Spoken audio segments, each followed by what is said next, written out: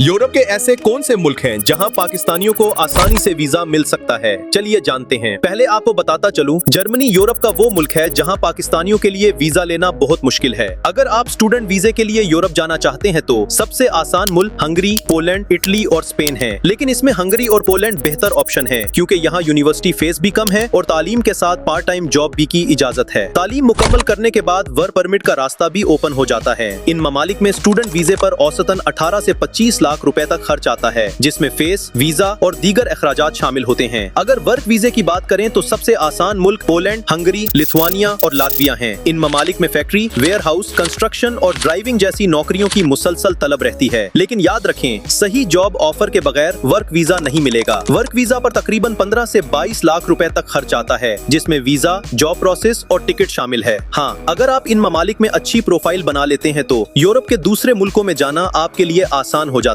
है।